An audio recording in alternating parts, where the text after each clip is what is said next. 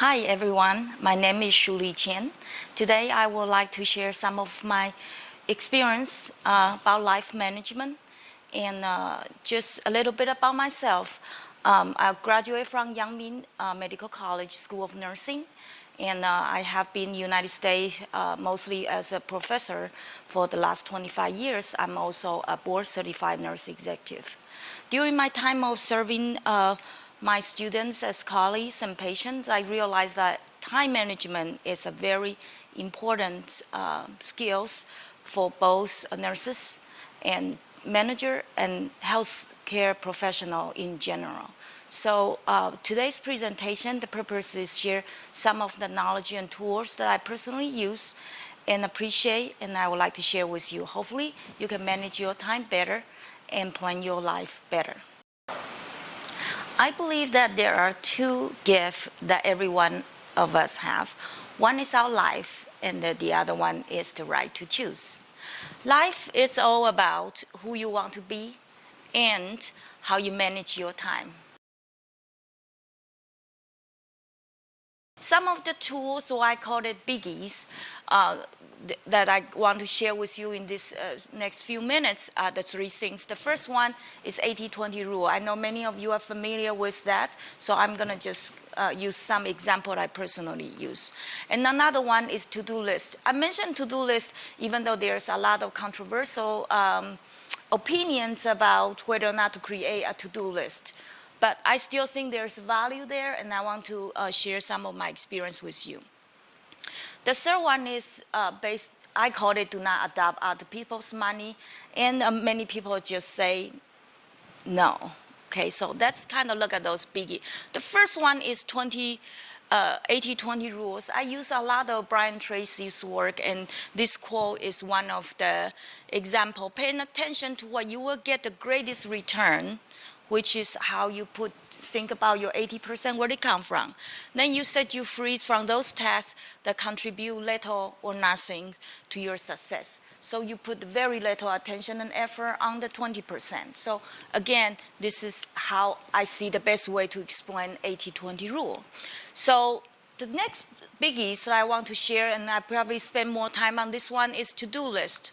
When you do your list, you must be comprehensive. When I say comprehensive, think about all aspects of life, not just your work, but also your family life, if you're a family person, or if you have other commitment for your church, for your community. Make sure when you do the list, you include all aspects of your life. And those are little details.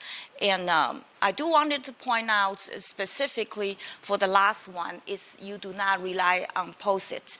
I know a lot of people use the sticker notes. And the next things you know, their whole computer is full of sticker notes. And their refrigerator is full of notes and then magnets everywhere.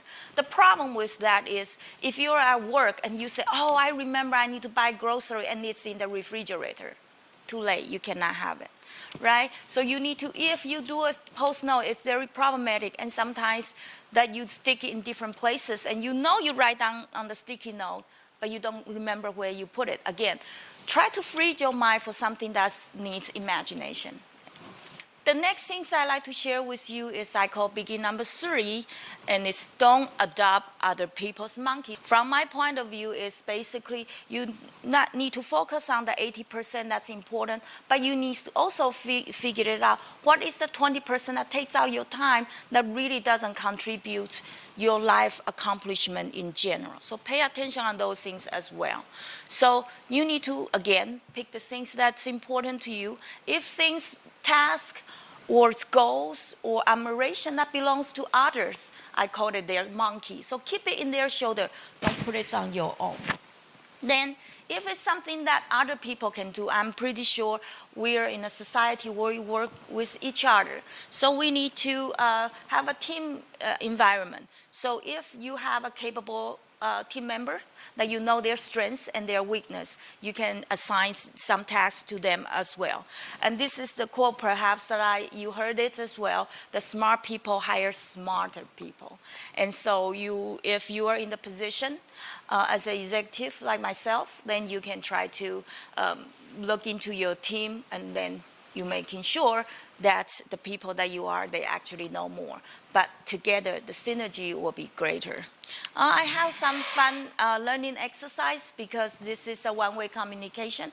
So I put it up here. So when you finish this presentation, I would strongly encourage you to make a to-do list, okay? And the number one today is start doing something about it every day. And in your life management, you cannot talk about life management without talking about change management. So I like to just cover this topic briefly. So this is Dr. Seuss, the famous quote, unless someone cares a whole lot, awfully a lot about you, nothing is gonna be better, nothing, okay? That means you ought to change. If you're doing the same thing again and again, you're not getting the result that you want, then do something about it, okay? For in the healthcare industry, we focus on quality, cost, and access. As you have so wide and big topics that you need to cover as a leader, as a manager, you will have to willing to change as well. So there are certain things that those are probably a little basics, but I like to kind of go over just quickly. The reason people don't like change, I believe that mostly is because it means an end of uncertainty.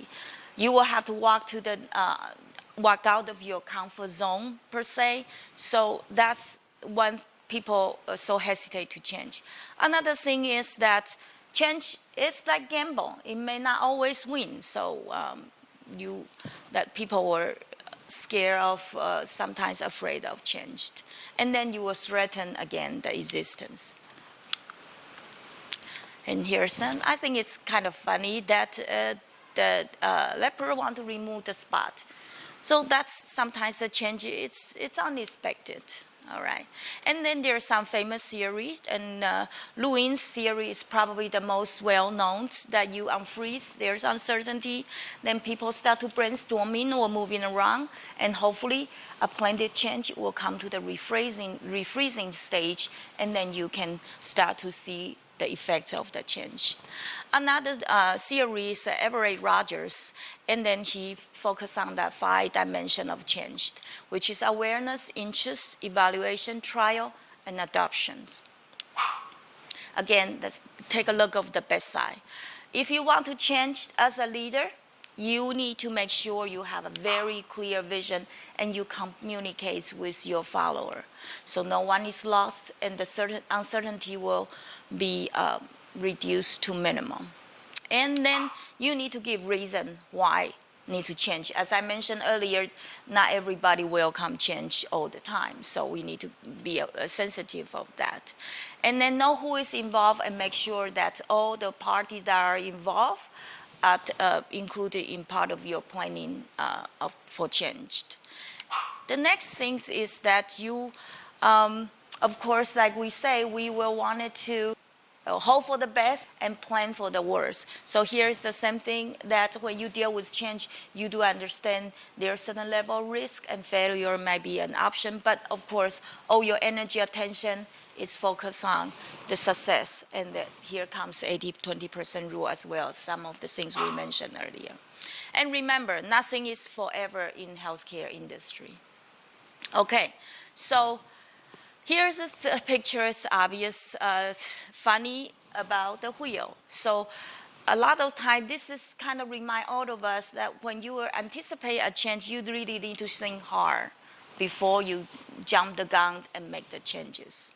Okay, seriously, as a healthcare profession, you had got to want to change. That's my final thought, final things. And then I believe change is good. So for the few minutes, I want to tell you a personal story that's dear to my heart.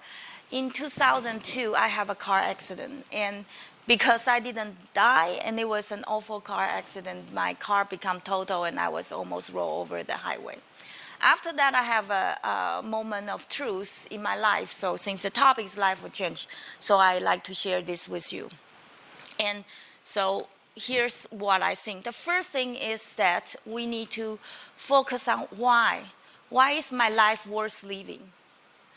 again, because of my life-death experience, then I realized that this is something that I focus a lot in my life. I ask myself, why is I wake up today? Why I need to have 1 year, 5 years, 10 years goals and stuff like that, and to-do lists, and then why I need to say no to people I love or care. All that sort of things, I was able to do that because I focus on why.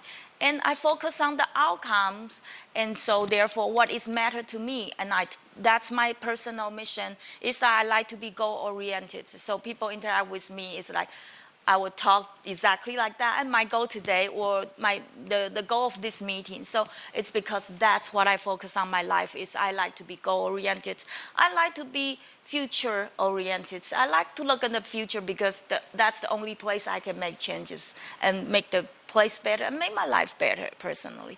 I like to strive to do the best, and that's just, I guess, a lot of professionals that they would like to not just say it, but also do it. And that's also my personal outcome that I focus on, is being excellent.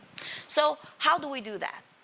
For me, I have these 3 verbs that I like to do that constantly. Like I think a lot, and I ask a lot of questions, and then I put action to it. I think that is very important too. And so what is the things I focus on my life? This is, as a teacher, the teaching theory that focuses on the 3 body part, that's our hearts and hands and head. To be honest, I think I spend a lot of time doing things, performing the task that is important, that's meaningful. That spent 80% of my time per se. After, remember, think first, change second. After I spend enough time to think. So majority of my time is indeed performing with my hands. But very important thing is that everything you do, sometimes you got wholehearted, you're 100% all in. Some of them you really put a little bit hard. Let me say this, for example. I'm extremely passionate about leadings, about being a good leader. I'm very passionate about teaching, research, and serving my fellow professionals. So that's my heart. I can go all the way to 100%. I need to eat just like everybody, but I really pay very little attention on that. So I have a little heart, but I still chew on food, and then so I have, eating and chewing, but I think very little about it. That's just an example. So your heart really detects, how you orient yourself. I orient myself with excellence, with goals, and so that's so you will have your own, and that's what I like to share with you. Here's my final thought. At the beginning of my slide, I mentioned life is who you want to be, and then how the right to choose. So I'd like you to take that to heart and answer those 3 questions.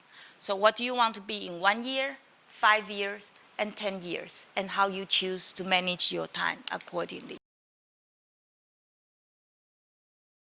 So in conclusion, know who you are and who you want to be, and be the leader you have always dreamed about. And lastly, make your dream come true and make sure you dream big. Thank you.